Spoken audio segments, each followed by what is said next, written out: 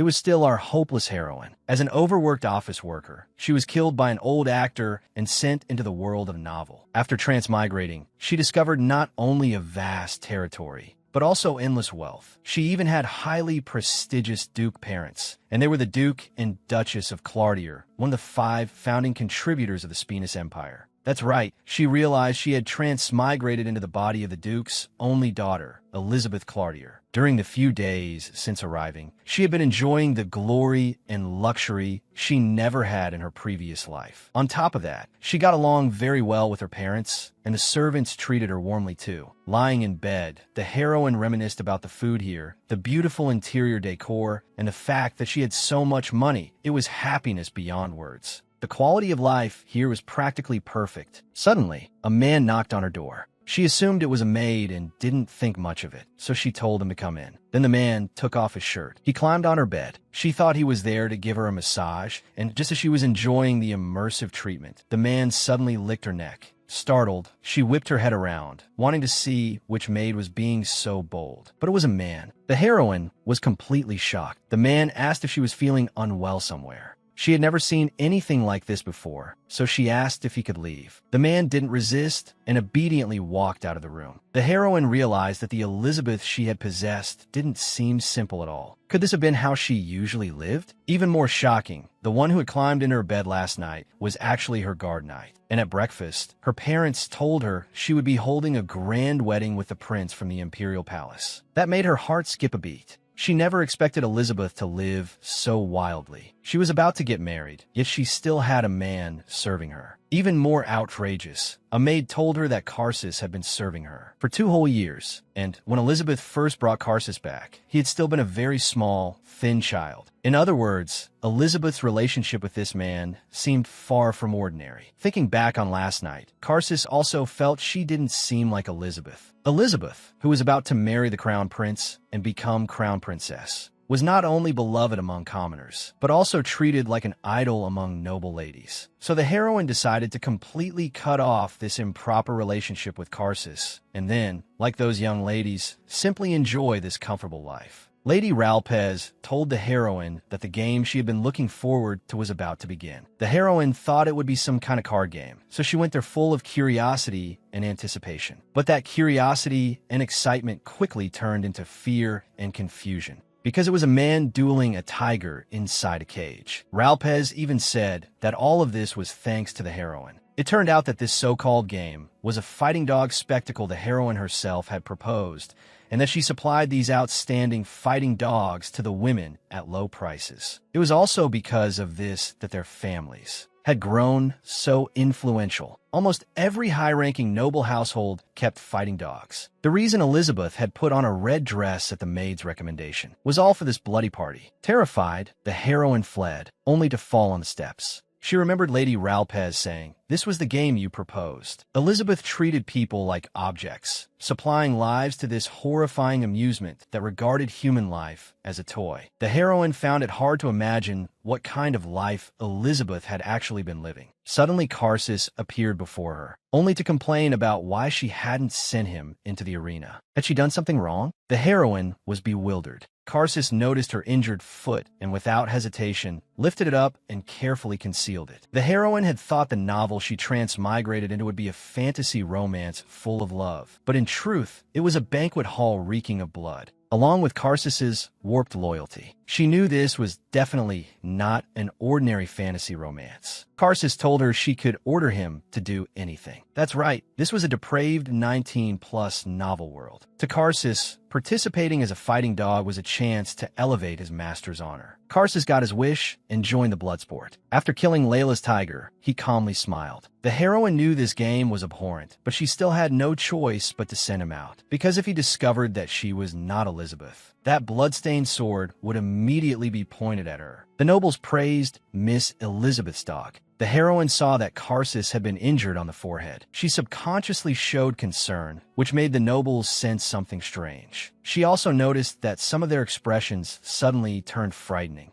Lady Ralpez smoothed things over for her, telling her that Karsus had killed the tiger and asking whether she wanted to grant him a wish. the heroine pitied Karsus. Among all the nobles present, not one of them regarded Karsus as a human being. She told him to state whatever wish he had. She had hoped he would say he wanted to leave this place and gain freedom for himself. But Karsus's wish was to stay by her side forever until the day he died. The heroine realized that the people in this world all seemed twisted. She began to wonder whether it was even possible to adapt to life here without going mad. That night, she could only numb herself with alcohol to blot out everything she had seen that day. A nobleman told her that news of her marriage made them all very happy. After all, ever since the Night of Obedience, the royal family and the ducal house had become somewhat distant. As bystanders, they had always been worried about it. But once you marry His Highness the Crown Prince, their relationship should return to how it was before. The heroine sighed, wondering what kind of person the Crown Prince might be. Could he also be abnormal? Suddenly, a man behind her asked whether she found this party boring, sitting there alone drinking. Layla's tiger died. That's for the best. I was just thinking that both the starved tiger forced to fight, and the person fighting the tiger were pitiful. The heroine never expected the man behind her to say something so normal. The nobles, in front of her, said that the man behind her was His Highness. Only then did she realize this decent man was the Crown Prince.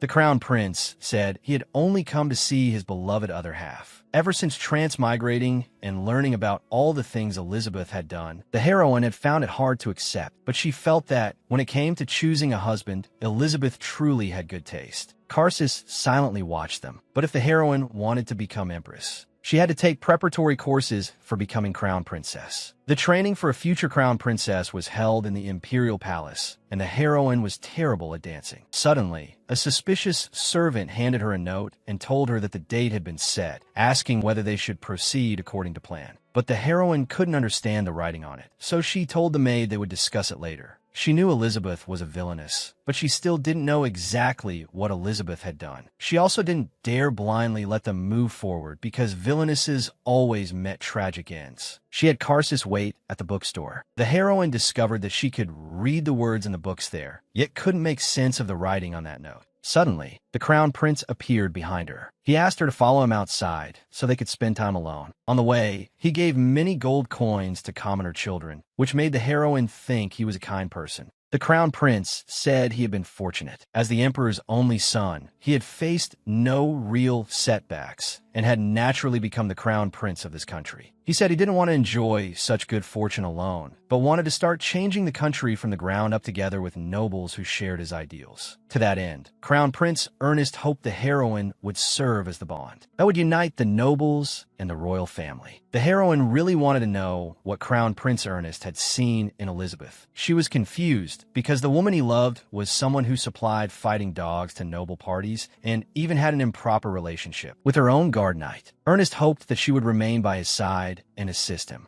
This time, the heroine no longer refused. After all, since arriving in this world, he was the only normal and gentlemanly man she had met. Suddenly, their guards found them, and the atmosphere between them was ruined. Karsus blew a whistle and left with the carriage, not even giving the Crown Prince a chance to say goodbye to the heroine. This made the Crown Prince very displeased with him. Meanwhile, in the carriage, the heroine seemed to be slowly but completely captivated by Crown Prince Ernest. But Ernest picked up the note the heroine had dropped. After that, she received a teddy bear from Ernest. The bear even wore a ribbon set with a red gemstone. The heroine knew that the note she had received before had been lost while she was out with Ernest. Because of that, she needed to master that language in advance. It should come in handy next time. So what exactly was Elizabeth plotting? The question gave the heroine a headache. A maid noticed that she had not summoned Karsus to her room for a long time. The heroine told her she wanted to replace her guard knight. One day, the heroine discovered that the teddy bear Ernest had given her was gone. She found that the gemstone was still there. If it were a thief, they should have taken the gem too. With the help of a maid, she found the teddy bear in a distant courtyard, slashed open and ruined. The heroine wondered if it had been done by someone who harbored resentment toward Elizabeth. She asked the maid how the search for knight candidates was going, but the maid said they had all encountered accidents on the way and returned. The only person the heroine could suspect was Karsus, but when she pushed open Karsus's door, she found him covered in injuries. Seeing him hurt made her heart soften at once, and she asked why he was so badly wounded. It turned out that, as Elizabeth's fighting dog, Karsus had always had a hard time gaining recognition from the Knights of the Order. Only now did the heroine realize that Karsus had been ostracized all this time. The reason he was excluded was that the matter of his coming to Elizabeth's bedroom had long since become known to the others. The heroine decided to have him move into the empty room next to her bedroom, which made Karsus extremely happy. There were still 3 months left until the wedding. Before then, she wanted to end her relationship with Karsus. For now, she would let him move there and think things through gradually. How was she supposed to deal with him? A noble lady moving her guard knight into the room next to hers. Such explosive gossip would spread like wildfire. The heroine thought that even so, it was necessary to keep him close and under control. She also knew that the teddy bear incident and the accidents involving the knights were most likely caused by Karsus's twisted loyalty. Before the rumors turned into a real problem, the heroine planned to send Karsus back to his hometown. At the same time, Lady Ralpez sought out the crown prince and told him the negative rumors about Elizabeth. She also informed Ernest about Elizabeth showing concern for the fighting dog before, and about moving him into the room next door this time. Lady Ralpez hypocritically claimed that the crown prince absolutely needed to know about this. Ernest said this really was quite a problem, but the next second, Ernest remarked that there were sure a lot of gossip mongers around him. He said that, as the crown prince of this country, would he really stoop to caring about a mere fighting dog? Lady Ralpez's scheming was completely transparent to Ernest. Outside the palace, Karsus reminded her that the Founding Day festival was approaching. Many regional nobles had now arrived in the imperial capital, so she needed to be extra careful. He also stressed to the heroine that she absolutely must not run into one particular person. Ernest suddenly cut into their conversation, saying the guard knight could stop there and telling him that from this point on, Elizabeth would go in with him. Karsus felt a storm of conflicting emotions. The crown prince pulled the heroine into the palace and questioned whether the rumors were true, that she had arranged for the fighting dog to stay in the room next to hers and favored him. Outside, Karsus spotted someone. It was Viscount Gott. Gott seemed to sense something and turned back to look, but saw nothing. Karsus had already hidden himself. Ernest took the heroine's hand and wondered if there might truly be nothing more than a political marriage. The heroine noticed that Ernest's expression looked jealous. Since ancient times, one of the highlights of romance novels had always been the love triangle. Whenever the protagonist was with another man, the rival would be consumed with jealousy while trembling with unease. In her previous life, the heroine had been a huge romance novel fan, so seeing Ernest like this made him seem adorable to her. But this novel was an R-19 scandal-filled story. If Ernest were allowed to keep growing more jealous, someone might actually end up dead. The heroine felt she couldn't allow that, so she decided to tell him the truth. She asked whether he had heard it from a reliable source. Ernest explained that Lady Ralpez had told him, and that she seemed to be spreading the story everywhere. The heroine hadn't expected Ralpez to be such a dangerous piece of work either. Ernest continued pressing her, asking whether the rumor about moving Karsus into the room next door was true. The heroine said that Karsus was indeed an excellent fighting dog and that it was necessary to take proper care of him. She touched Ernest's face and told him that Karsus was just a fighting dog and couldn't compare to him. She hoped he wouldn't mind that rumor. She also said that she would send Karsus back to his hometown. Ernest chose to believe her words. At that moment, Karsus also encountered an acquaintance. Inside the palace, the emperor called Ernest and the heroine over. Ernest wondered where the cat had come from. The emperor explained that it had collapsed there and had probably been attacked by Max. Ernest explained to the heroine that Max was his father's pet monkey. The emperor said it was fortunate they had discovered it in time and treated it. The heroine realized he was a benevolent emperor. The heroine was already starting to dream that after marrying the crown prince, the two of them could work hand in hand to build a happy empire. Even if some customs here were cruel, as long as they became each other's support, this world could change. After coming out, the heroine discovered Karsus talking to an unfamiliar young woman. She walked over, wanting to see what was going on. The woman seemed to know her and even called her Miss Elizabeth. After only a few words, she started coughing as if her health was not very good. The heroine hadn't seen her at the party. Was she a noble lady from the provinces who had come to the capital for Founding Day? The heroine noticed that the woman and Karsus seemed very close.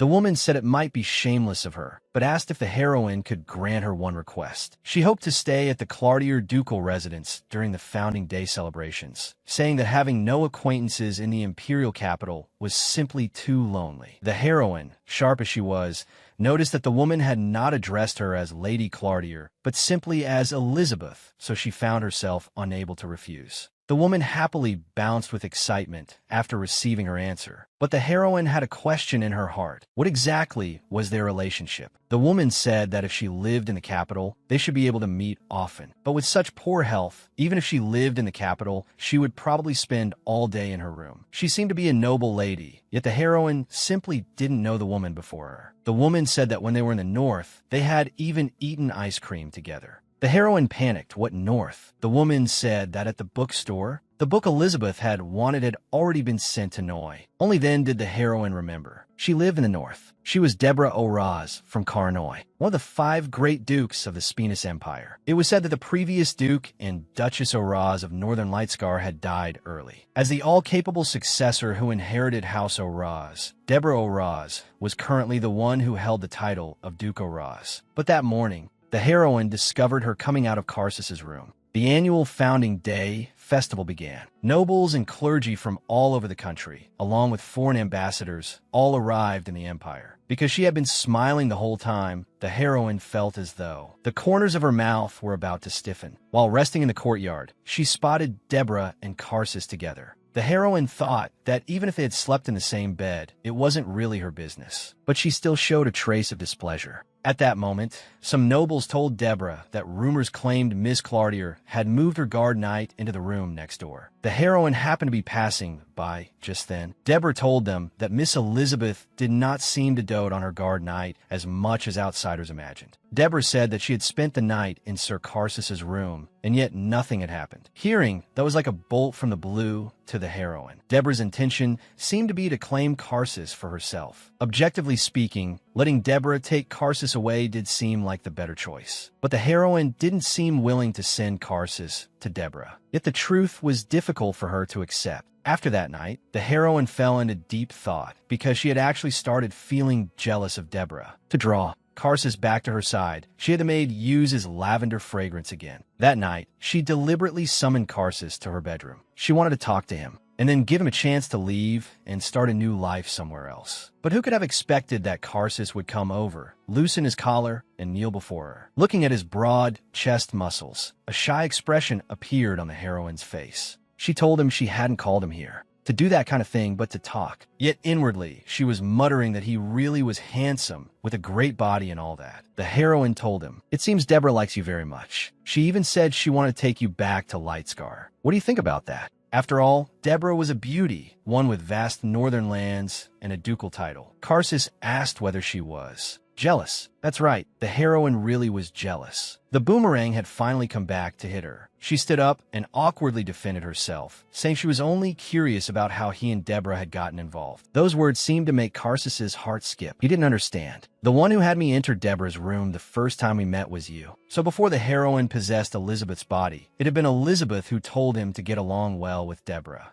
Karsus explained that the only reason he had become close to Deborah was because he was obeying her orders. Nothing more. The heroine had never imagined that this time she would suffer because of memories she didn't have. Suddenly, a sharp pain started in her head. It seemed that Elizabeth's memories were beginning to flood into her mind. Karsus told her that even if she had lost her memories, he would still remain by her side. That's right, Karsus suspected the heroine had amnesia. Karsus said, "Just like before, please allow me to kiss you." The heroine did not refuse, because she could not let Karsus become more suspicious of her. Outside the door, Deborah became convinced that the rumors were true. Because of that, the heroine now had a secret she could never reveal to Ernest. Not long after, she also encountered someone Karsus had warned her she absolutely must not meet. The man before her, Viscount Gott. Viscount Gott recognized the heroine and introduced himself as Gott, the man who ran the poorhouse in Brina. Ernest explained that the poorhouse reeked of foul odor, was full of swarming insects, and contained many people who weren't quite in their right minds. Yet this Viscount Gott not only didn't discriminate against them, he even helped them. Gott said His Highness praised him too highly. He was merely caring for some pitiful people with nowhere left to go. At first, the heroine thought he was the dangerous person Karsus had warned her about, but in her eyes, he was a genuinely good man. She told him that later she would visit the poorhouse to see if there was anything she could do to help. Ernest told the heroine that, judging from the dance just now, she no longer seemed so nervous. The heroine said that her dancing had never improved, so she always got nervous when dancing. God asked whether he might have the honor of a dance with her. Perhaps, he said, he could offer her some useful advice. While they danced, God said that since the two were about to be married, he merely wanted to help a little. God explained that simply running the poorhouse already kept him very busy. The heroine thought he treated the orphans like his own children. But God said that sometimes he became especially fond of a few children, just like her. The heroine didn't seem to understand what he meant. God said that although the children in the poorhouse dared not compare themselves to the children of the 5 great ducal families, there had once been a child who was precious as a jewel and had come to the poorhouse. Then God squeezed the heroine's hand hard and told her that one day that child had been taken away by a young girl. At that point, the heroine still had not realized God was talking about her until he said that after searching the entire empire, only today had he finally met her again. "Did you name my jewel Karsus?" The heroine suddenly woke from her dream. She didn't understand why she was here. When she turned her head, there was a naked man beside her. Karsus opened his eyes at that moment. He suddenly leaned in, intending to kiss her, but the heroine stopped him. In the end, she pushed him and hurried him out because the two of them couldn't be seen by others. But Deborah had already known they were sleeping together. Afterward, Deborah told her she was disappointed. The heroine could no longer explain herself. The wedding with the crown prince was approaching, yet she was sharing a bed with her own guard knight. The heroine felt wrong too. If only she could remember what had happened, she wouldn't be this embarrassed. But Deborah thought the heroine would give Karsus to her. Deborah even emphasized that she wouldn't tell anyone. Most shockingly of all, Deborah told the heroine that once she grew tired of him, she should definitely give Karsus to her. The heroine realized that she really didn't want to give Karsus to Deborah because he had not served Deborah of his own free will. And now she also couldn't send Karsus back to his hometown of Brina. That was because, judging from Viscount Gott's reaction yesterday, it seemed very dangerous. Just as the heroine was starting to suspect as much, the palace received news that Viscount Gott had gone missing. Ernest was baffled. Then he saw Elizabeth and remembered that when he had gone out with her at that time, he had picked up a note. It had been written in an ancient language. The note contained an order to assassinate Viscount Gott. Not long afterward, Gott's body was found in the woods, not far from the imperial capital. Ernest thought it looked like drowning and wondered if God had taken his own life. But another man did not think so. Brina was a prosperous region, and Viscount Gott owned a fair amount of property. His motive for suicide was not obvious, so it was very likely he had been murdered. He asked His Highness whether an investigation should be carried out. Ernest seemed to know who the killer was. After some thought, he told the man there was no need to investigate. Instead, he should announce that Viscount Gott had committed suicide and have the body cremated immediately. From her maid Caroline, the heroine learned that she had performed perfectly that day. The heroine guessed that it was because the Elizabeth inside her had reawakened, causing her own loss of memory. That day, after ending the party with graceful dancing, Elizabeth also presented each departing young lady with a gift. Although the ordinary young ladies were delighted to receive those delicate little jewels, the young ladies who had spoken badly of the heroine behind her back instead received severed tongues. It was Elizabeth's warning to them not to gossip carelessly. Emperor Clepios gave a memorial speech for Viscount Gott, but both Gott's death and the ending of the festival carried an eerie feeling. Even so, as if all this were nothing important, people quickly returned to their everyday lives. During one dance practice session with Ernest said the heroine seemed strange, that during the festival, it was as if she had become a different person. The heroine felt so awkward she didn't know what to say, because that day it had been Elizabeth who danced. And on top of that, Elizabeth and Karsus had shared a bed that night too. The heroine wanted to complain. Why did she have to bear all this guilt? But to ease the awkwardness, she could only give Ernest a kiss, then pretend to be shy and run away. Later, a knight from Duke Freli's house found the heroine and told her that Karsus had become more and more arrogant lately, and that their injuries were all because of him. They hoped the young lady would uphold justice for them. The heroine thought of Karsus's unwavering loyalty and deep affection whenever he was with her. But before others, he seemed completely different. The heroine sought out Karsus and asked why he had injured the knights of the order. But Karsus didn't explain. Instead, he asked why she had not come to see him since that night, and whether she wanted to push him away again. The heroine seemed dissatisfied with his answer. She told him she had called him here to scold him. But Karsus replied, would she really rebuke him based only on one-sided accusations? The heroine said that she had seen it with her own eyes before, and that in her opinion, he really had gone too far. She told him that when her teddy bear had been found before, it had already been slashed to pieces. She asked him if he had done it. Karsus fell silent. The heroine made him stay in confinement alone to reflect on his actions. After that, she and Ernest went to Brina. This was the territory of Viscount God, who had suddenly drowned to death. It was also Karsus's hometown. Ernest wanted to personally visit the poorhouse that God had managed. When they arrived, some of the children looked unkempt, but Emperor Ernest showed no disgust toward them. He even picked up one orphan into his arms and thought the child was adorable. This made the heroine think even more highly of Ernest. What Ernest said next made the heroine's affection for him grow even deeper. He wanted, starting from his generation,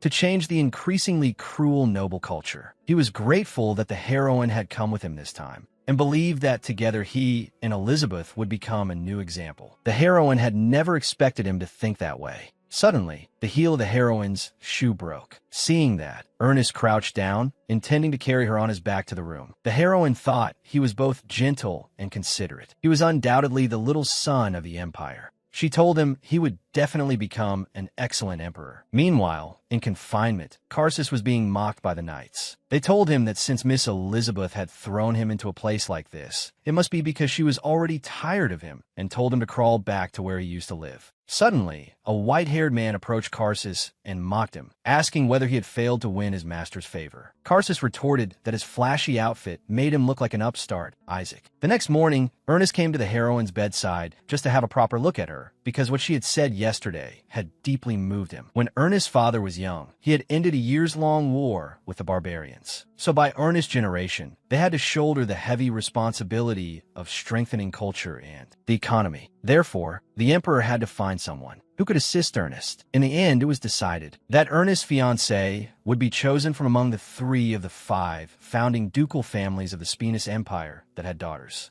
After careful consideration, the emperor ultimately chose Elizabeth of House Clartier. What Ernest hadn't expected was that he would truly fall in love with the heroine. And yet, at that very moment, the heroine suddenly called out Karsus's name. That caused Ernest's anger toward Karsus to deepen even further. Because of this, Ernest decided that Elizabeth needed a new hobby. On the second day after arriving in Brina, Ernest went to the surrounding areas after leaving behind an astonishing gift. The heroine never expected it to be a novel in exactly the genre she loved, but she didn't continue reading it, because with Ernest away, now was her chance. She found Jed, the poorhouse steward, and told him she wanted to inspect the poorhouse records. After checking the record book, the heroine discovered there were no children's names in it all. Jed explained that they only recorded gender and age, but that made it very difficult for the heroine to find any records related to Karsus. Then she suddenly remembered what Viscount God had said about special children. Jed realized she was looking for the catalog, and because of her special status, he personally planned to take her there. The heroine discovered that Viscount Got was a bastard. Those special children he referred to were actually children he had raised into fighting dogs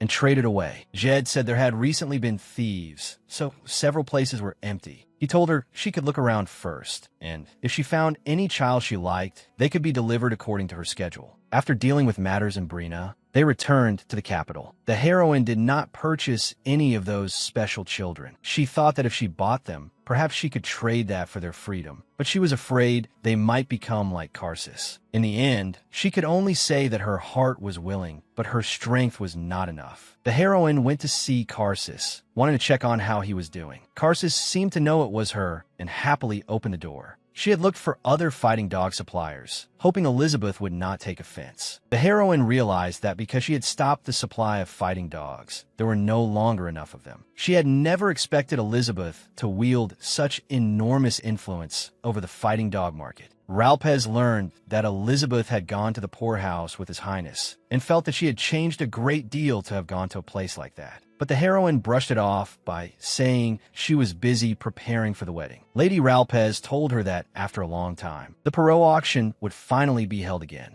Even without an invitation, one could enter. But Lady Ralpez and the other families were considering whether they should continue allowing her to enjoy that privilege. The words sounded like a threat. The heroine understood what she meant. There was some kind of fighting dog association, and Lady Ralpez was now facing the risk of being expelled from it because of her. The heroine had her maid May prepare things and decided to go to the Perot auction. There, she discovered that many nobles had come to attend. She had not expected even Duke Deborah O'Raz to attend this auction. The heroine had come to see whether she might be able to find a fighting dog like Karsus. But after looking around, she realized her expectations had been too high. She felt the people here had come only to satisfy their own selfish desires. Before the wedding, she still wanted to send Karsus somewhere else. Looking at it now, she definitely could not hand him over to Deborah. At that moment, a nobleman shouted that all the fighting dogs here were defective. His outburst shocked everyone present. The man even said they were all dogs that had been returned because they had tried to kill their masters. Lady Ralpez stepped forward and told him that the dogs here had indeed caused trouble before. But that would not happen again, because the one training them was the person who had once tamed the most loyal dog among the capital's fighting dogs, the trainer of Karsus, Miss Clardier's fighting dog. The nobles below were stunned. They had not expected such an occupation to exist. Just then, a white-haired man appeared. He was Isaac, the finest fighting dog trainer in the Spinus Empire. This man standing before the heroine was the very one who had once tamed Karsus. The noble ladies were hearing the name Isaac for the first time and assumed he was nothing but a fraud. Seeing Isaac misunderstood, two people spoke up and told everyone present that he was not a fraud at all. He was also an outstanding merchant many people had been eager to work with lately, and the talented man who had discovered a new sea route. Once the misunderstanding was cleared up, Isaac began putting on a demonstration in front of everyone, showing just how obedient the fighting dog before them had been trained to be. The heroine was puzzled about what exactly he was trying to do. Isaac took a piece of cloth and covered the dog's head, then performed a shocking display. Isaac declared that until he gave the order, this fighting dog would not even breathe. The heroine watched in alarm. The dog seated there trembled all over, and some of the nobles were astonished. Its hands and feet were not bound, yet it continued to endure. Even as breathing became difficult, the dog showed no intention of resisting. It only struggled desperately. Seeing that it was enough, Isaac lifted the cloth from its head. Many nobles could not help exclaiming in amazement. To endure to the point of nearly suffocating. Had they ever seen a fighting dog with such loyalty? Other than Karsus, perhaps not. In just an instant, Isaac turned those who had doubted him into supporters. The heroine knew he was far more than a mere side character. At that moment, Lady Ralpez announced that all the fighting dogs in this auction had already been sold. Some nobles had not even had time to react before all the dogs were gone. Lady Ralpez said that those guests who had failed to buy one need not be disappointed. From now on, she would work together with Isaac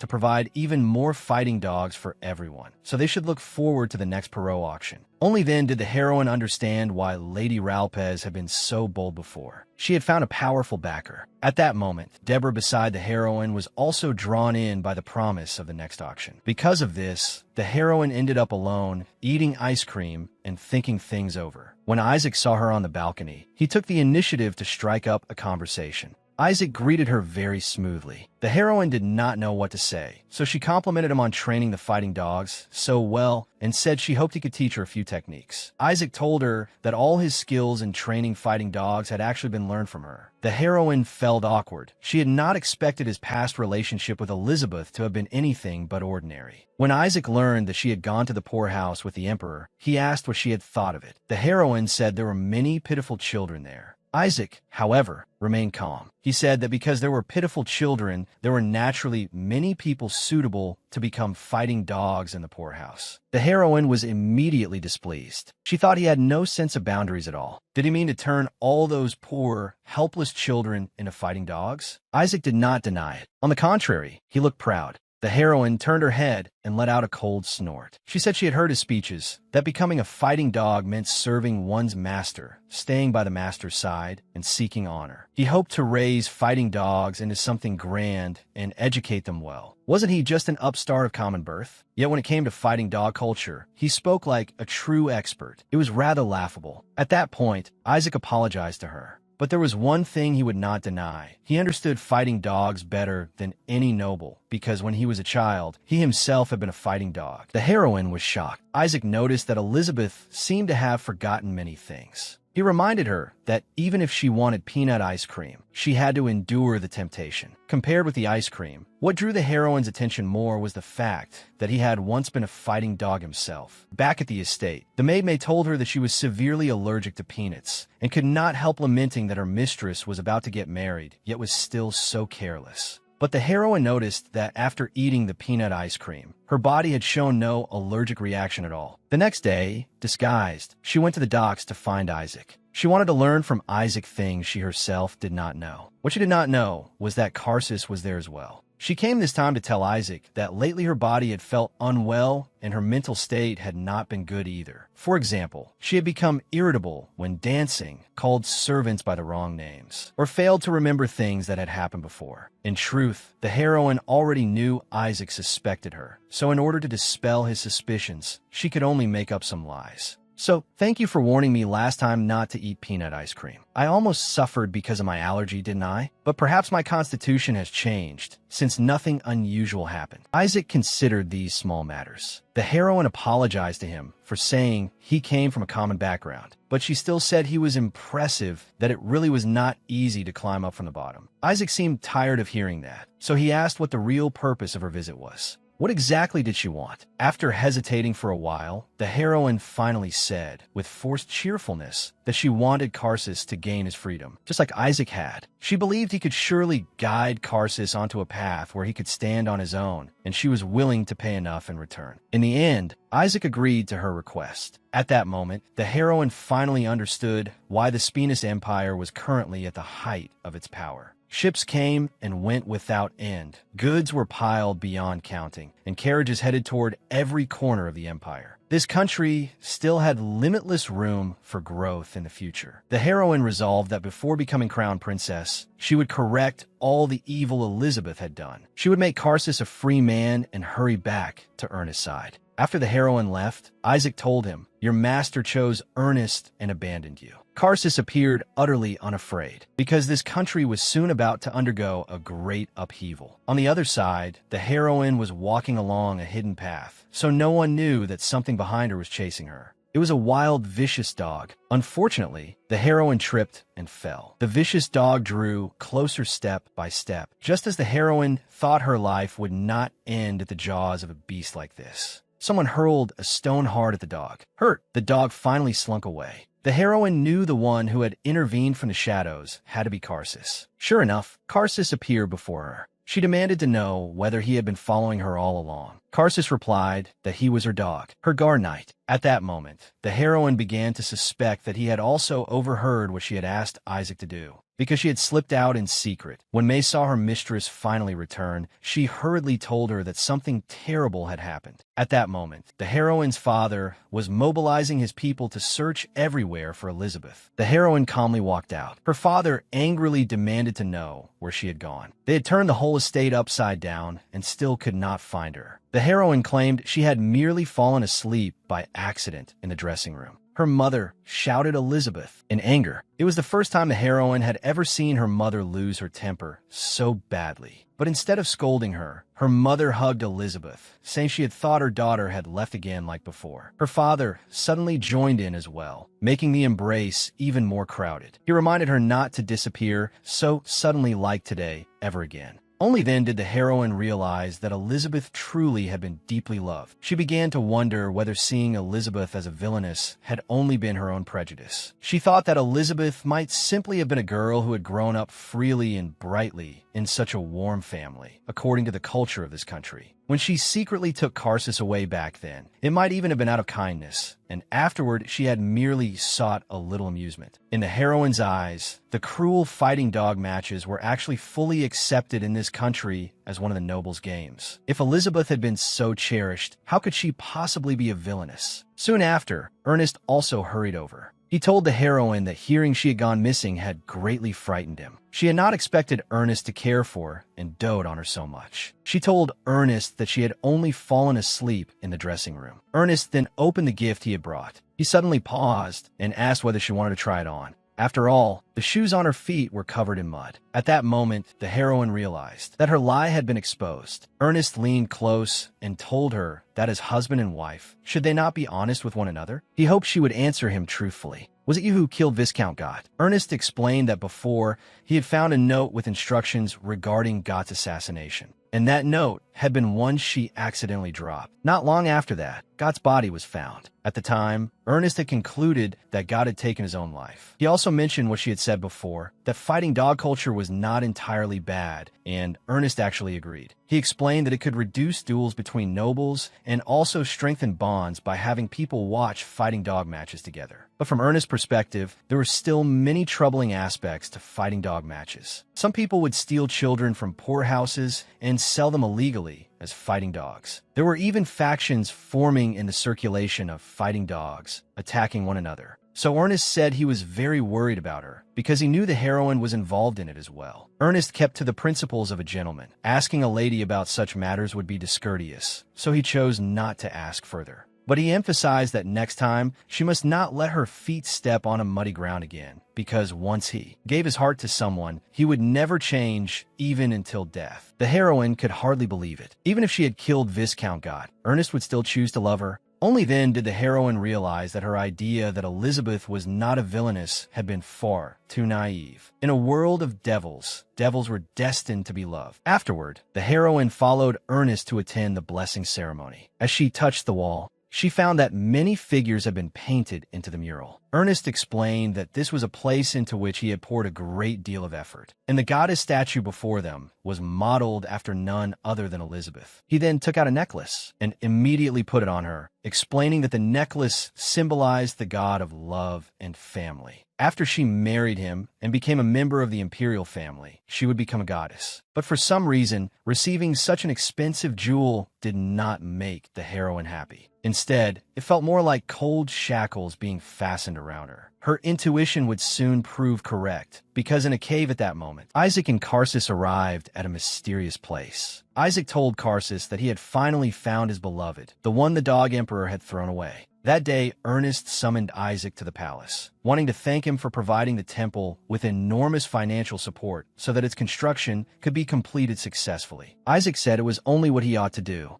Ernest said that though Isaac was a commoner, he had donated several times more than an ordinary noble. You almost make me want to grant you a title, but that would cause gossip. If there is some other way, I can reward you. Just say so. As long as it does not disturb public order, I will fully support it. Meanwhile, at the arena, the fighting dogs were still performing. Because she was too bored, the heroine followed several noble girls there. She sighed at the thought that these noble ladies could not seem to live without places like the arena. At that moment, the hostess of the fighting dog event appeared and quietly told the heroine that today's match would be special. To her surprise, the heroine saw Deborah again there. But in the heroine's eyes, shouldn't that person have returned to the north by now? Why was she still here? The woman then asked whether Elizabeth could send out Karsus, whom they had not seen in a long time. Some noble ladies said it had been ages since they had seen Karsus active in the arena, and that Elizabeth truly spoiled him too much. To keep those noble ladies from making things difficult for his mistress, Karsus proposed that he could fight. Seeing the bloody scene in the arena, the heroine asked everyone whether they could skip the weapons and fight barehanded instead. Clearly, the nobles were not interested in watching an unarmed fight. The heroine had no choice but to explain that this way they could better appreciate his body. So Karsus took off his clothes and said he would be glad to. The noble ladies were greatly pleased by the sight and could hardly object any further. The heroine was relieved that she had managed to muddle through. Then the woman told her that she had forgotten to mention the prize. The reward was the master's kiss. Inside, the heroine cursed that meddling woman for not saying so earlier. Then Lewis also took off his shirt, and the atmosphere of the arena instantly reached a fever pitch. Lewis's legwork was excellent, but against Karsus,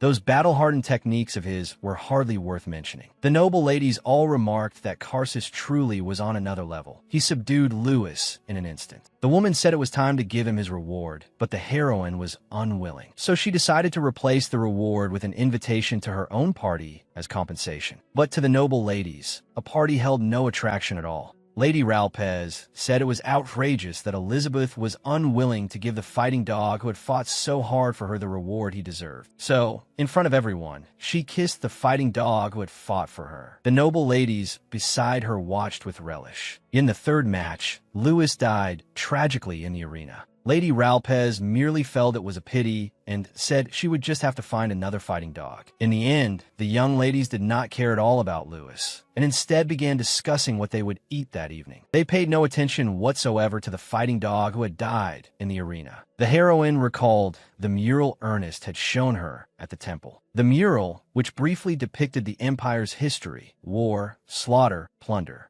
Those densely packed crimes had somehow been turned into mythology. In an instant, the heroine's thought of changing this country vanished completely. She suddenly felt how naive her earlier idea had been. Carsis said with grievance that he had thought he would receive a reward. Looking at him, the heroine realized that even after participating in those fighting dog matches, all he had really wanted was her care. What a foolish and pitiful man. This world was already terrible, so what would it matter if she lived a little more terribly too? Afterward, the heroine went to the imperial palace to try on bridal gowns. By chance, she noticed in a box in the distance a wrinkled red dress. It seemed to make her think of something. The maids told her not to mind that dress. Yet in that instant, the heroine felt physically unwell. After that, she even saw there were some rough-looking thugs in the imperial city. When Ernest learned of it, he quickly explained to her. He told her those were all old friends of his father. Because they had shared hardship together since childhood, they were not particular about rules and etiquette. He had heard they had come to the imperial city after a long time to attend their wedding. In that case, Emperor Graham had originally been the abandoned son of a concubine in the Tianjin region. So those street toughs should have been friends who had grown up with the emperor. The heroine finally understood why Ernest had insisted on building the temple, to establish the authority of the imperial family. After dinner, Ernest showed her a white dress. He explained that although it was not especially gorgeous, it was the kind of dress that appeared on traditional goddess statues. If she wore this bridal gown, it should better leave the citizens with the impression that she was the goddess of love and family. The heroine agreed without hesitation. The day passed just like that. The heroine found it as exhausting as going to work. Carsis gently massaged her to ease her nerves. Afterward, the heroine thought back to that red dress. According to ancient tradition, a red bridal gown was worn by women who had been abducted and forced into marriage, or by women who had lost their honor. Although the maid told her that the dress had nothing to do with her, why had that dress appeared there? There were still 2 weeks until the wedding. How would the heroine choose? There were only a few days left before her marriage, yet she still chose to carry on an affair with Carsis. Their relationship could now be called extremely dangerous. After returning to the palace, the heroine was approached by Deborah, who happily said that tomorrow she had arranged to meet Deborah, and at that time they would use her omnipotence to glimpse their future. Omnipotence? If the heroine remembered correctly, that only existed in myths, did it not? The founding myth of the Spinus Empire mentioned that. The first Emperor Clepios had obtained divine omnipotence, and then divided that power among the 5 great founding retainers. The heroine discovered that what the Clartier family had received was nullification. She thought that if her power was indeed nullification, she ought to have inherited it. But why did she not feel anything at all? She wondered whether some harsh condition was needed. Suddenly, a sharp pain shot through her right ear. It was the ear ring she had always worn and never once removed. So for the first time, the heroine took it off, and suddenly, her hair began to change. The golden strands gradually turned black. Only then did the heroine realize something was terribly wrong. She began to doubt her own identity. Elizabeth, who exactly are you? Had you been disguising yourself all along, deceiving everyone? At dawn, the Emperor's elite troops stood in strict formation, their armor gleaming coldly. The solemnity was suffocating. Standing on the high platform, the Emperor lavishly praised the unit for perfectly completing its suppression mission, promising supreme rewards and glory. But the heroine looked troubled. She knew perfectly well that what these men called combat had been nothing more than a cold-blooded massacre. At the thought of it, the heroine felt her stomach churn. Back in the palace, not far away, gardeners were speaking in low voices. Their words drifted lightly into her ears. Since the night of submission, this is the first time so many have died. The heroine's heart sank. So that was it. To suppress rebellions in the past. Such massacres had already happened before. This was not the first time at all, but she had never imagined That Ernest, with blood on his hands, would dress it all up as social justice. She wanted to rush over and question him to his face, but the words died on her lips. What right did she have to pursue the matter? From handling the supply of fighting dogs, to entangling herself with Karsus, to now living under Elizabeth's identity in a lie. She and Ernest were the same kind of people, sinners who wrapped their crimes in hypocrisy. After the heroine walked away in a daze, Ernest noticed that he had forgotten to give her the book on the table and quickly followed after her. From a distance, he caught sight of her figure. When the next second, Ernest's pupils suddenly contracted. Standing right in front of the heroine was her fighting dog, Karsus. Ernest did not step forward and alert them. He only buried the secret deep within his heart. Not long after, Isaac, who was in charge of supplying military provisions, came to visit Ernest. Ernest had always been lenient toward this generous ally, smiling as he signaled that Isaac could look around freely and need not be reserved. If there is anything you're curious about, ask. Thank you, Your Highness. To have the honor of viewing your collection is more than I deserve, Isaac said respectfully. Compared to the large amount of supplies you sent, such a small thing is nothing, Ernest replied. We share the same interests. I hope we can work together for a long time. Isaac's gaze fell on a mask in the corner, and he feigned surprise. I never expected Your Highness to collect artifacts of the heretics. Ernest raised a brow. Most of them were part of my late father's collection. All are from wartime. Spoils of war. His Majesty's decisive actions back then were truly unforgettable, Isaac said, changing the tone slightly. Ernest's expression instantly darkened. Those methods were indeed cruel, but for my sake, he removed in advance all the obstacles I would have faced after taking power. I ought to be grateful. Seeing this, Isaac promptly changed the subject and said lightly, Your Highness, your wedding is in 2 days. Why not take the opportunity to enliven the mood and hold a fighting dog competition for all the people in the city? Ernest loathed fighting dogs and was about to refuse, but Isaac's next words froze him in place. His Majesty was fond of fighting dog matches as well. In those years of war, it was a tradition deeply beloved by soldiers. These days, only nobles enjoy it, but if you held one for the people, those retired veterans could relive their glory. Besides, border troops are shorthanded now. You could appoint the winner of the competition as an honorary border instructor and send him to the frontier. It would give you a proper pretext while also easing your concerns. Instantly, Ernest's mind filled with Karsus's face, and a thought began to grow wildly. If he sent that fighting dog to the distant border, Karsus would be removed from Elizabeth forever. To sever the heroine's bond, Ernest, almost as if under a spell, agreed. Meanwhile,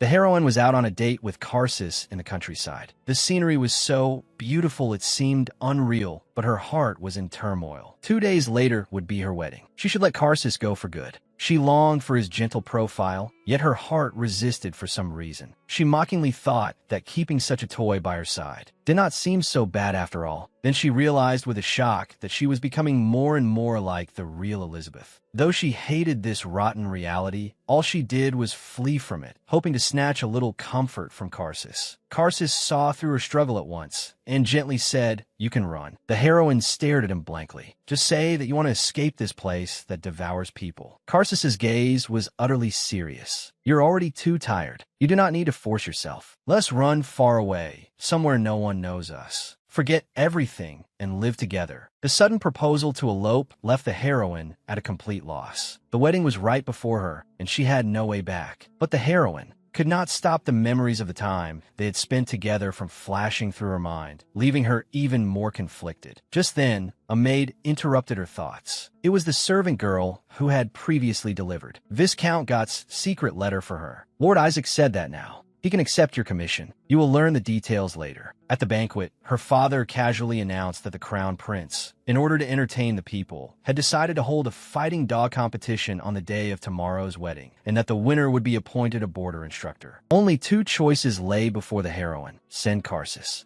to the fighting dog tournament, or elope with him and flee this revolting empire. In the end, she chose to attend the wedding. She wrote a farewell letter and gave it to Karsus. In the letter, she confessed everything. She was not the real Elizabeth. The true Elizabeth had long since fallen asleep inside this body and would never awaken again. "Karsus, go and live your own life. I believe you will win tomorrow's fighting dog tournament. I will send you to compete. In the arena, Karsus fought like a god of slaughter, sweeping through the field. His eyes were bloodshot, his heart filled with madness, because he intended to seize the master who had abandoned him. The wedding hall was luxurious and cold. After the ceremony, a magnificently dressed man stepped forward to offer congratulations. He was the Duke of Pylasikos, one of the 5 great dukes who had inherited omnipotence from the first emperor. Yet in public, he mocked Crown Prince Ernest, pointing out that Ernest had never displayed the imperial family's omnipotence. The heroine felt as though she had been struck by lightning. She finally understood why Ernest was always working so hard, desperately trying to prove himself. He had not inherited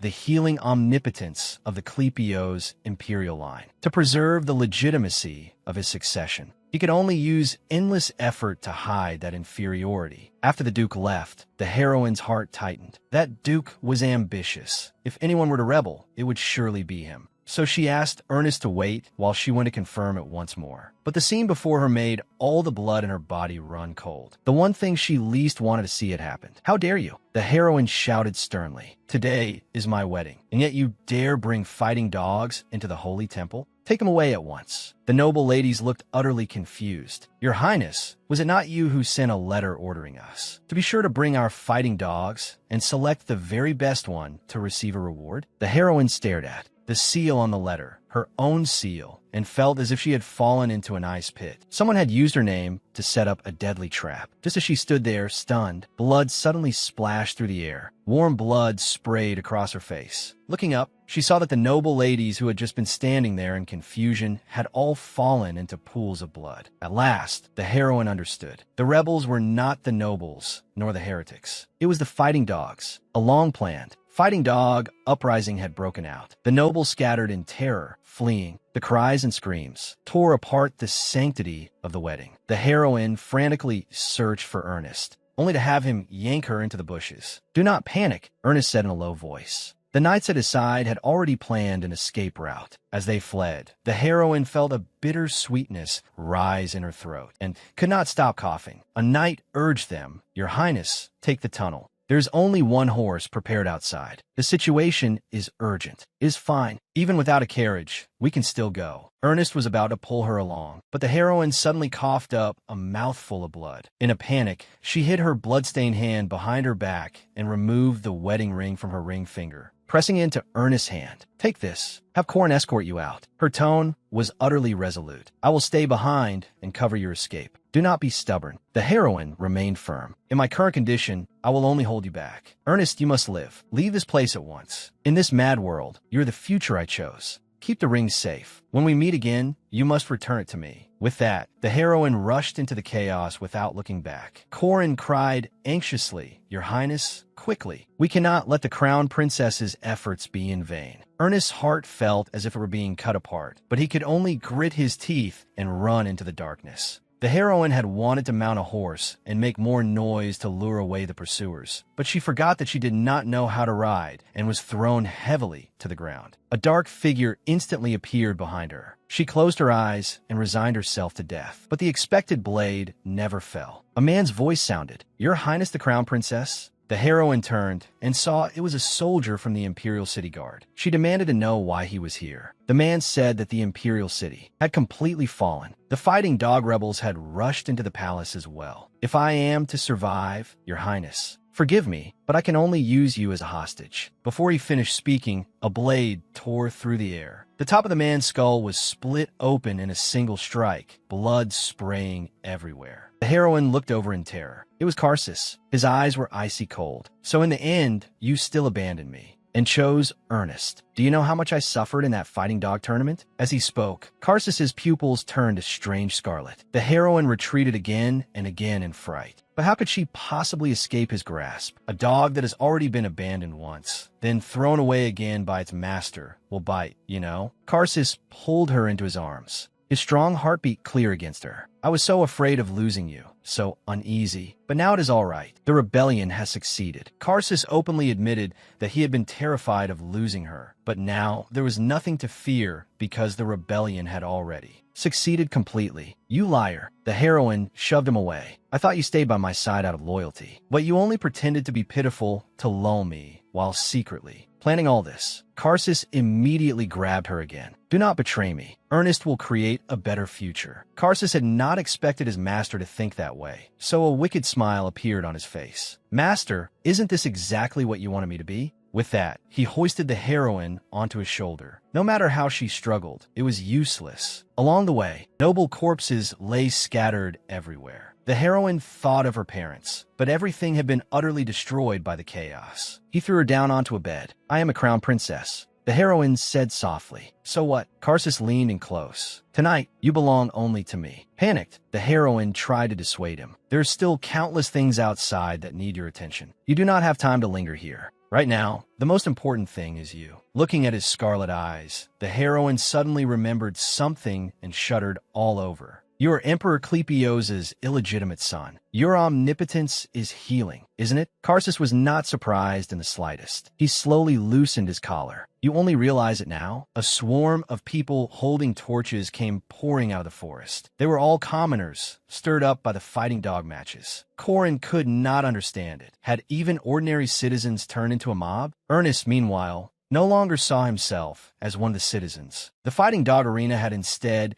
given them an outlet for their pent-up emotions. Ernest was furious. He had personally given a mob an excuse to vent. The mastermind behind it had even calculated this step. Just then, a fine horse stopped in front of him. Isaac held the reins, smiling gently. Your Highness, would you like to ride the horse I prepared for you and escape? Ernest and the others stiffened. The fighting dog event had been Isaac's suggestion. Using material support, he had easily infiltrated the guard. This man was highly suspicious, but he had no other choice. When Elizabeth awoke again, her body felt miraculously light. The effects of Karsus's all-purpose healing were astonishing. A maid announced, Your Highness, Lord Karsus is looking for you. Hearing herself addressed in connection with Karsus felt a little strange to Elizabeth. But now, Karsus had completely transformed into the Empire's new ruler. He ordered the entire city search for Crown Prince Ernest. If you can't bring me him alive, then bring me his corpse. Elizabeth calmed herself. She remembered the plot of the original story. Ernest would escape safely and eventually kill the usurper Karsus with his own hands.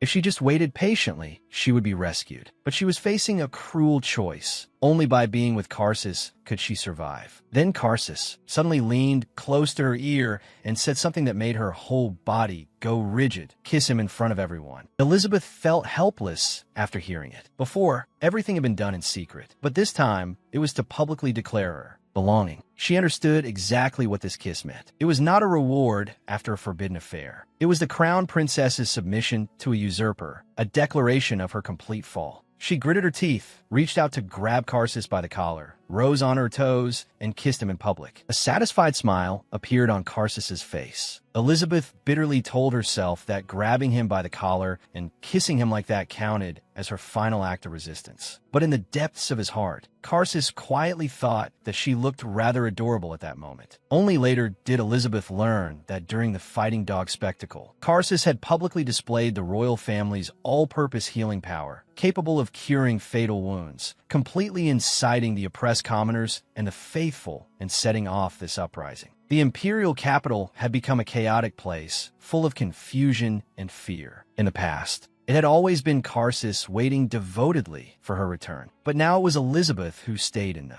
empty palace, waiting for her usurper master to pass judgment on her. Since that rebellion that overturned the imperial court, her life had become a prison. The unknown bloodshed looming ahead, the dining table forever set with cold food, and the absent figure she waited for. Until one day, a maid who had not come for a long time finally appeared, bringing gorgeous clothes to dress her in. Your Highness the Crown Princess, your beauty outshines the stars. The maid's praise made Elizabeth blush faintly, but the next second the woman's voice trembled. I'm not your maid. The purpose of her visit was to pass something to Elizabeth. With shaking hands, she offered a dagger gleaming with cold light. The palace has already become a living hell. Every day, nobles are executed. Your parents were not spared either. Karsus and his accomplices deserve to die. Please, use this dagger to pierce his heart. Even if he has all-purpose power, he must have a weakness. Elizabeth felt her whole body turn cold in shock.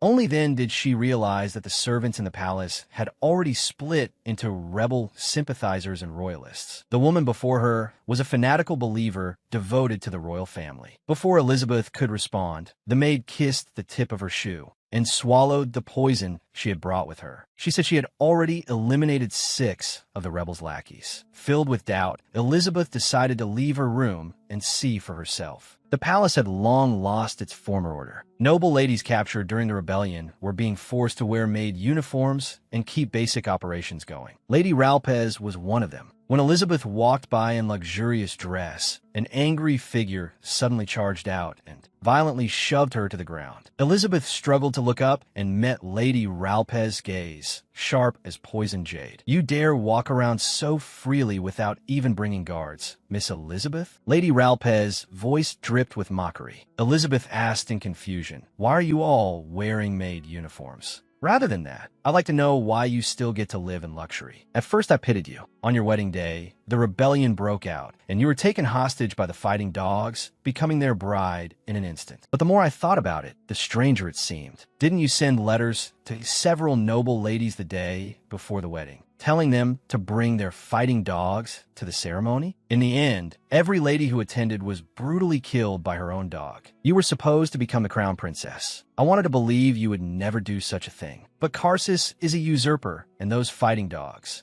turned out to be the emperor's illegitimate sons, inheriting all-purpose power as well. That makes everything make sense. The fighting dog culture had already been dying out. You personally supplied dogs, helped revive that bloody custom, and placed fighting dogs in every noble family. That was your plan, wasn't it? The more Lady Ralpez spoke, the more agitated she became. She suddenly grabbed Elizabeth by the hair. Pain shot through her. Elizabeth instinctively drove her elbow back hard into Lady Ralpez. Crying out in pain and humiliation, Lady Ralpez lunged forward and clamped both hands around her throat. The noble ladies nearby, instead of stopping her, looked on with absorbed fascination. Their expressions were like spectators watching an exciting fighting dog match. As Elizabeth began to suffocate, she bit down fiercely on Lady Ralpez's hand. Lady Ralpez cried out and let go. Elizabeth struggled to her feet, her voice choked but firm. "What right do you have to insist that I started the rebellion? These past days,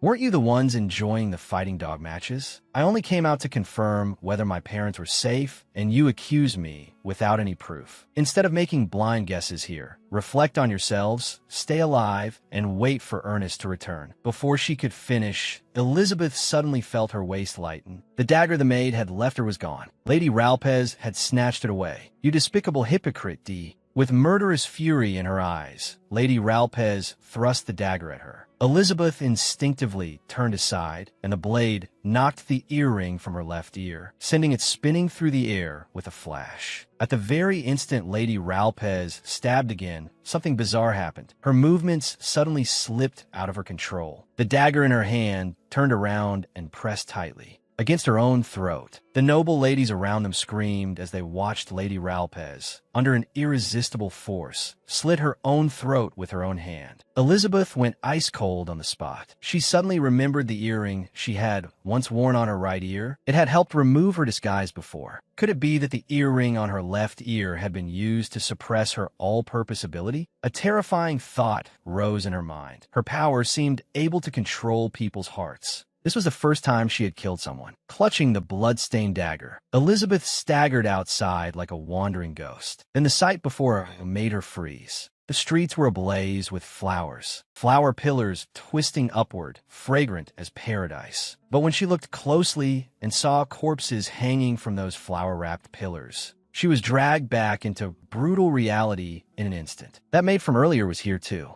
Isaac stepped forward and told Elizabeth that he had originally intended to wait until the time was right to bring her here. But since she had come of her own accord, she must have been unable to wait. Elizabeth had no idea what he was talking about. Isaac thoughtfully draped a cloak over her shoulders, his tone carrying a palace-like delight. "Your Highness, we already captured and executed William Clartier. Thinking back on the night of obedience, we really shouldn't have let Ernest get away." "What is the night of obedience?" Elizabeth stared at him in shock. "You said my father was executed?" but Isaac seemed not to notice her reaction at all. He strode forward. Next comes the liveliest part of the celebration. Elizabeth followed his gaze and saw a masked man tied to a seat atop a high platform. "Who is he?" Her voice trembled. "This is the person our master most wanted to get rid of, His Majesty the Emperor," Isaac answered with a smile. Elizabeth felt her heart shake violently. "The master you're talking about, could it be me?" A maid beside her urged softly, "Your Highness, don't hesitate any longer. This feast was prepared for you." Looking at the grotesque sight before her, flowers and corpses existing side by side, Elizabeth finally understood. This was no celebration at all, but an execution ceremony held by the rebels. Amid the crowd's cheers, Karsus appeared in full dress, his presence overwhelming. "Don't come any closer." Elizabeth instinctively tightened her grip on the dagger, her voice trembling slightly. The scene fell silent at once. There was not the slightest surprise on Karsus's face. He walked toward her slowly, his gaze deep. "You used your power." He approached without fear until the blade touched his chest. Elizabeth guiltily lowered the dagger and stared at him in disbelief. "What is it you really want? To become emperor? Or to change the empire?" Karsus's tone was cold enough to pierce, yet carried a strange certainty. "Neither. I only want to destroy the empire completely." "Why?" Elizabeth's face paled as a sudden headache swept through her whole body, as if countless shattered memories were crashing into each other. "Because that is your wish." Karsus's voice suddenly turned gentle. He reached up and touched her cheek. "You are not Elizabeth, but the sole surviving heir of the Yufit family, which was exterminated by the emperor. You are my eternal master and the true leader of this rebel army, Lady Bolonoi Yufit." The truth struck like thunder. So Elizabeth's identity had been a disguise from the beginning, and what made everyone bow their heads was the obedience power she had been born with. The citizens present had already erupted, shouting their master's name in unison. Combined with Lady Ralpez's accusations, Elizabeth had no choice but to believe it. She really was the mastermind behind this bloody rebellion. Karsus clasped her hand, his voice full of anticipation. "Next, it's time to cut the cake." The air was thick with the scent of blood and flowers, while the shadows of corpses crept ever closer. A suffocating future opened before her eyes. From the very beginning, she had betrayed Ernest, and this rebellion, drenched in killing, completely ended the emperor's tyrannical rule, but it did not bring peace. The rebel corps became obsessed with purging the nobility, while the faithful stepped forward to restore order and oppose indiscriminate slaughter, causing the rebels to split into moderates and hardliners. Karsus was an unwavering hardliner. What he wanted was never a new era, but the total destruction of the empire. In the south, Ernest quietly gathered strength and watched the situation develop. His goal was to destroy the fractured factions one by one and eventually rescue Elizabeth. Elsewhere, Valletta was carrying out Ernest's orders. This elite soldier of the Spina's strategic military academy disguised himself as a maid and infiltrated the imperial capital. His mission was to rescue Princess Elizabeth when the chance arose. But when he revealed his identity and proposed taking Elizabeth away, he was flatly refused. Valletta could not make sense of it. Thinking of the rumors spreading through the palace that Karsus went to Elizabeth's room every night, he could not help but wonder, had Her Highness really fallen in love with that traitor?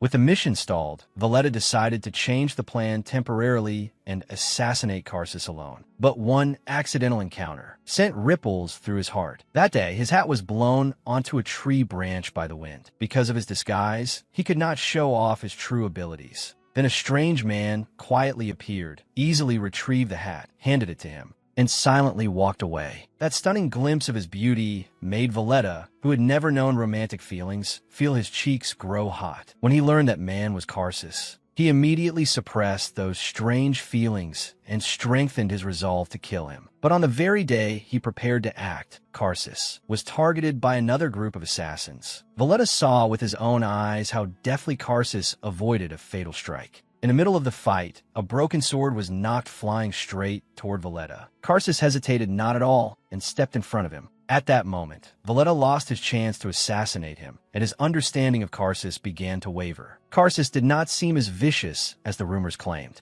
After years of military training, no one had ever protected him like that before. An inexplicable flutter quietly took root, but he still warned himself that this was the traitor who had stolen Prince Ernest's place and toyed with Princess Elizabeth. He absolutely could not soften. That night, Valletta decided to attempt a rescue once more. But when he looked through the window into Elizabeth's room, he saw a scene so shocking that his face turned red. It was not Karsus toying with her highness. On the contrary, it was Elizabeth who threw herself into Karsus's arms, utterly affectionate. Valletta was completely thrown into confusion. How much of the intelligence he had received was actually true? Not long after, a woman named Marceline came to him and brought even more shocking news. Karsus possessed healing omnipotence. Only those who inherited Clepios's bloodline could have healing omnipotence. In other words, Karsus was the emperor's illegitimate son, and one of the legitimate heirs recorded in the Holy Scripture. At the Strategic Military Academy, Valletta said to Marceline, "We are meant to be loyal to those who inherit Clepios's bloodline and possess sacred omnipotence.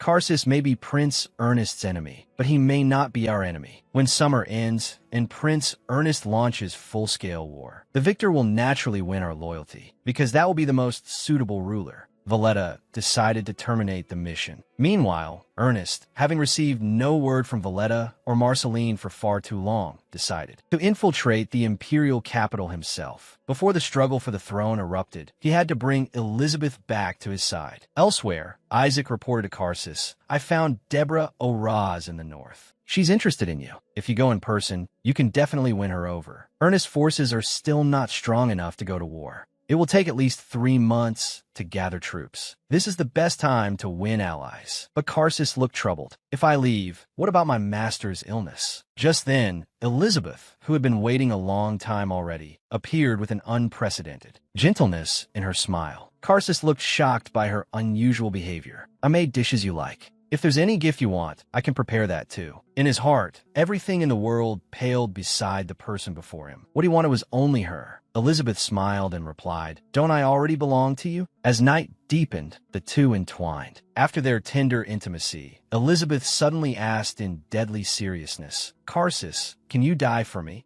Karsus's whole body trembled as he looked at her in disbelief. "I know you and Ernest are preparing for total war." Elizabeth's voice was soft but resolute. "But I think Ernest would make a good emperor. He can govern this empire well. This will only kill more people. I don't want to see that happen." Karsus's heart felt as though were being violently crushed, so painful he could barely breathe. He remained silent for a long time before speaking hoarsely. "I need to go to Lightscar. It will probably take 3 weeks. If, when I return, your feelings have not changed, I will willingly lay everything down and offer my life as you wish." After Karsus left, Elizabeth went to Isaac and asked directly when exactly she had begun participating in this rebellion. "From when we were very young. We have always worked together," Isaac answered. "This rebellion was planned 16 years ago. Back then, Emperor Graham Clepios feared the Yuffie family's obedience power and launched the Night of Obedience, slaughtering the entire family. You were the one who escaped by chance. You hid in an orphanage where you met me. After that, we began planning revenge. But I'm not the same as before." Elizabeth shook her head, her tone firm. "I don't want to complete revenge by sacrificing so many people. Before, a maid named Valletta came to find me. She wanted to take me away, but I refused. I plan to talk with Ernest and stop this war." Isaac's face darkened and resentment flared in his heart. His disappointed master still saw herself as the crown princess. Completely disregarding her identity as the leader of the rebel army and not caring at all for Karsus's deep devotion. But this war was already an arrow on the string. How could it possibly be stopped so easily? Late that night, a black shadow silently slipped into Elizabeth's room. "Why are you here?" Recognizing Valletta, Elizabeth could not help being surprised. Valletta's gaze was icy, his tone severe. "I did not come this time to save you. I came to arrest you for rebellion, Bologna Yuffie." "Valletta, don't do this." Elizabeth remained calm. "Even if I really did break the law, you have no right to judge me alone like this. This is not justice, it's personal desire." Valletta's eyes were hard as stone. "You should have died on the Night of Obedience. What's more, you're Bologna Yuffie, a first-rank enemy formally designated by the royal family." His tone paused and softened slightly. "But to be honest, I can't understand your hatred. After the Night of Obedience, all the seniors who carried out that mission were haunted by guilt for years.